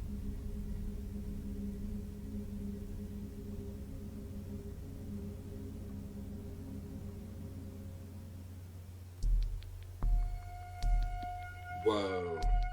In the early 1900s, Eben Byers was a man who other people envied. He was born into a very wealthy family in New York City. He attended Yale University in Connecticut, which is a very prestigious Ivy League university, and he was devilishly handsome.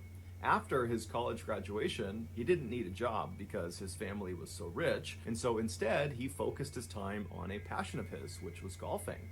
And in time, he became this world-class golfer, going so far as to win the 1906 U.S. Amateur Tournament, which is the biggest amateur golf tournament in the world that most of the winners go on to become professional golfers. And so Eben most likely would have followed that path and become a pro golfer had his father not just handed over the very successful metalworking business that he started that made his family wealthy in the first place. And so Eben stopped his golf career and became the chairman of this incredibly successful company. And so overnight, he basically went from being just rich to being uber rich, making more money than he could possibly spend. But Eben did attempt to spend his money. He pretty much immediately began buying up luxury properties all over the country. He bought horse racing stables in the United Kingdom and in America, and he bought an entire luxury box at Forbes Field, which is where the Pittsburgh Pirates professional baseball team used to play. And so in addition to owning all these incredible things, Eben also, through his role as chairman of this company, began connecting with and befriending very powerful and influential people like the founders and executives at the Coca-Cola Company. And so all in all, Eben's life was really going quite well until 1927. That year, Eben was 47 years old, and he took some time off from gallivanting around the world and rubbing shoulders with famous people to go catch a football game at his alma mater at Yale University. So he hops on a train, he rides to Connecticut, he watches this game, and then afterwards he gets back on the train to head back to Pittsburgh. And this is a very long ride. It's over 12 hours long. And so Eben naturally bought a first-class ticket, and so he was inside of a train car that had bunk beds for passengers to sleep on during the ride. And so Eben climbed into a top bunk and he fell asleep. A few hours later, after the train is well on its way to Pittsburgh, Eben, in his sleep, manages to roll to the side of the bed and actually falls out of his bed onto the ground. He lands hard on his left side, it wakes him up, and as he stands up, he thinks he's okay, but then he feels this shooting pain in his left arm. So he's moving his arm around, he's not really sure what's wrong with it, but he's hoping it's just some bruising, and so he decides to get back into his bunk and just go back to sleep. And so he manages to fall asleep despite the pain, and then when they roll into the station in Pittsburgh several hours later, he wakes up and right away he feels feels that pain in his left arm. And so after getting off the train and going back to his house and dropping off his luggage, he went right to his physical therapist's office to ask him if there was anything he could do to help with the pain in his arm. And so the physical therapist examines Eben's shoulder and determines that, there's no structural damage to his arm, but obviously Eben is in pain. And so he says, look, there's a new product that came online that's quite expensive, but since you're a man of means, maybe it's something you want to consider. It's called Radithor, and it's supposed to dull aches and pains, and it's supposed to give you this huge boost of energy. And so, maybe you want to try that. And so Eben was really excited at the notion of taking this new health tonic and said, yeah, let's do it. And so his physical therapist wrote him a prescription for Radithor. Eben took the prescription and he went to the drugstore. He picked up a half-ounce bottle of this liquid. He went back to his house, and as prescribed, he drank a very small spoonful of this liquid. And right away, he felt this surge of energy, the pain in his arm started to fade, all the things this health tonic claimed to be able to do, it was doing. And so over the next couple of days, Eben very diligently every day took the prescribed amount, a very small spoonful of this Radithor, and every day he felt better and better and better. Not just the pain in his arm, but overall, he felt happier, he felt fitter, he felt alive, and he was attributing all those feelings to this miracle tonic. And so he began taking more and more of this tonic, well beyond what was prescribed, to the point where he was drinking 3 full bottles of Radithor every single day. And so for years he did this, and it was all going great until his jaw fell off. Literally, in 1931, one day, his lower jaw just separated from his skull and went slack. And so the reason this happened was because Radithor was actually just radioactive water. In the early 1900s, the radioactive element radium was believed to have highly curative properties with no side effects. And so naturally, at the time, dozens of health products were created with radium being their main ingredient. And Radithor was one of those products. It was literally just water and radium. And so after consuming over 1,400 bottles of Radithor over a 3-year period, Eben's body was finally just starting to disintegrate from the inside out. After he had his jaw surgically removed, along with large portions of his upper jaw, the rest of his body also just began to crumble. And so by the end of 1931, when his story was making headlines all around the world about the dangers of Radithor and really more specifically the dangers of radium, Eben had become completely bedridden and his skull was now beginning to disintegrate. There were holes forming all over his skull that were exposing portions of his brain. And so by 1932, Eben was dead. Eben was buried in Pittsburgh, and he was buried inside of a lead-lined coffin that was designed to absorb any of the radiation emitting from his bones. And then 30 years after he was buried, so in 1965, scientists actually exhumed his skeleton to see if it was still emitting radiation. And they determined it was still emitting the same levels of radiation as when he died. And they actually would ultimately figure out that radium, this radioactive element, has a half-life of 1,600 years. So what that means is Eben's body will remain highly radioactive for centuries. Here is a picture of Eben with his jaw surgically removed. It was taken shortly before he passed away.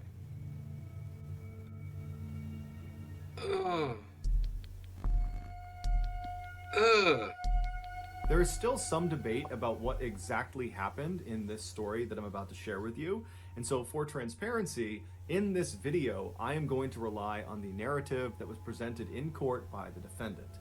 And so with that in mind, here we go. On the afternoon of December 3rd, 2012, a freelance photographer working for the New York Post newspaper named Umar Abbasi was walking down the stairs of the 49th Street subway station in New York City. This very busy station is located only a few blocks away from the very famous Times Square. And so after Umar made his way down to this underground subway station, he walked over to one of the big automated kiosks that looks like an ATM, and he purchased a subway ticket. And then with his ticket, he walked over to the turnstiles, he slid his ticket through the slot, pushed past the turnstiles, and was now standing out on the actual train platform. And from where Umar was standing, this platform basically was like a huge sidewalk that stretched all the way to his right a couple hundred feet and all the way to his left a couple hundred feet. And in front of this platform were the actual tracks down below, because the train, when it came out of the tunnel, it would actually come right up alongside this platform with almost no clearance between the platform and the train. As such, the leading edge of the platform, basically the lip of the train platform that's closest to the train tracks, has this big yellow line painted all across it to keep commuters from standing too close to the edge, because if the train came through, they could actually get hit by the train. And so as Umar is standing on this platform and he's looking left and right, it's totally crowded with people, and they're all kind of tucked back against the wall away from this yellow line. And so Umar decides he's going to turn right and wait at the right end of the platform, just because he saw down at the far end there appeared to be a gap in people, and he figured he could stand right there. And so Umar begins navigating past all of these people on the right side of the platform, and for the most part, everyone he is passing either has their head buried in their phone, or they're listening to music, or both. Because the thing about riding trains, especially trains in busy cities, is none of the commuters want to talk to anybody else. They want to be completely left alone. And so as Umar is walking, everyone was basically doing that. But at some point, he did pass two people that were engaged in a pretty heated conversation. Umar had no idea what they were arguing about, or if they were even arguing at all. He didn't know who these people were, but he took mental note of the fact that two men were kind of bickering with each other. And so he walked past them, didn't give it much of a second thought, and he arrived at a gap in the gaggle of people waiting for the train. And there he just stood well back of the yellow line, where he pulled out his camera and began clicking through the images he had taken earlier in the day at an earlier photo shoot. And so as he's clicking through these pictures, he starts to notice that those two men who had been bickering before are now straight up yelling at each other. They're screaming obscenities at each other. It's not clear who's fighting about what or who is the aggressor, but it's very obvious that at this point they're fighting. And so Umar looked away from his camera and looked left down the platform towards these two guys. And so these two guys are about 100 to 125 feet away from him, and all the people that were standing in the vicinity of these two men are beginning to migrate away from them. They just don't want anything to do with them. Because the thing about being in subways, especially in cities like New York, is there's lots of people that go down into these train stations that are inebriated or mentally unstable. And so very strange and bad behavior is just kind of a normal thing, and people tend to just kind of ignore it. And so that's what's happening. People are kind of walking away from these two fighting men, doing their best to pretend it's not happening. And so Umar spent a couple more seconds staring down the platform at these two men, but eventually just shrugged and thought, you know what, whatever problems they have, they're not mine. And so Umar went back to his camera and continued to click through his pictures, when all of a sudden he hears a scream coming from the left side of the platform. But it was not a scream that sounded like it came from either of these two men. And so Umar looked up from his camera and looked left down the platform, and now he just sees chaos. It's people running away from these two men. People are running to get away from whatever is happening around them. And so Umar's thinking these men must have come to blows, and they're now fighting actively, physically with each other. But when finally the crowd kind of cleared for a second, he saw a woman pointing down at the train tracks right in front of where those two men had been standing. And so Umar looks at the woman and he follows her finger down onto the tracks, and he sees there is now a man, one of the two men who had been fighting, laying face down on the train tracks. And then, to Umar's horror, he looks up down the tunnel where the train would come out of, and he sees the headlights of the train. It is now coming into the station. And so Umar starts running down the platform to try to get to this man to pull him out of the tracks. And as he's running, he pulls out his camera and he turns the flash on and he holds the shutter down and he aims it at the train conductor to hope the flashing of his camera will alert the train conductor to put on the emergency brake and stop the train before he hits this guy down on the track. Sorry, y'all keep yawning. I have had the yawns all day. It's dark. It is dreary. It has done nothing but rain for the past week here. Just, sorry. Didn't want y'all to think this was boring. It's not. It's just, one of them days. Like I said, it's one of them days. And so as Umar is running, trying to signal this train conductor, the man down on the tracks tries to stand up, and Umar sees he's really struggling to stand, and when he finally gets up, he turns and he grabs the edge of the platform, and he tries to pull himself up and out of the tracks, but he doesn't have the strength or the coordination. And as Umar is getting closer and closer, but he's still too far away to help, he sees that this guy down on the tracks is not going to be able to get out of there before the train hits him. And so Umar finally comes to a stop, and he watches as this man down on the tracks lets go of the lip of this platform and just turns and faces the train like he knows what's about to happen. And then seconds later, the train, although it did try to stop, impacted this man and killed him instantly. The man's name was Kai Suk Han, and he was 58 years old. When the police finally showed up, they arrested the other man who Han had been fighting with. He was a 30-year-old named Naeem Davis, and Davis would actually tell police that he had been fighting with Han and he had pushed him onto the tracks, but it was in self-defense. However, that self-defense story didn't stop him from being charged with murder. While Davis sat in jail waiting for his trial, the media and the public at large had already come to the conclusion that Davis was guilty. And this was due in large part to a particular picture. As Umar was running down the platform, holding up his camera, holding the flash down, trying to flag the train conductor to get him to stop, Umar was also taking dozens and dozens of pictures. And those pictures were of Han right before he was struck by the train. And so after Umar ultimately discovered he had taken these pictures, he gave them to his employer, the New York Post newspaper, and the day after the incident, they ran on the front page a picture of Han right before he's about to be killed with the headline, "Doomed." And so once the public saw this picture, nobody could believe that Davis was anything other than a cold-blooded killer for pushing this poor innocent man onto the tracks. But as it would turn out, nearly 5 years later, when Davis did finally get his trial, he was acquitted of all charges because it turned out Han was very drunk and had picked a fight with Davis, and Davis was filmed on more than one occasion on the platform trying to get Han to leave him alone. And so finally, after Han began making death threats and then grabbed Davis's shoulder, Davis turned around and pushed him, and Han, being drunk, stumbled and fell backwards onto the tracks and then was ultimately killed. Here is the infamous photo of Han on the cover of the New York Post newspaper. So that's going to do it, guys. If you found the secret in today's episode, let us know in the comments section what it is and where you found it. So, Whoa. Okay. So, wow. All right. We're going to call it quits there. Like I said, I love ending my videos on a Mr. Ballin story. He does amazing work. Go over, show that man some love. He's amazing. He really is. All right. So, that's it for me. If you're a fan of the spooky, scary, strange, and deranged, think about becoming a subscriber, and please leave a thumbs up. It really helps. As always, be good to each other. I'll see you in the next one. Bye bye.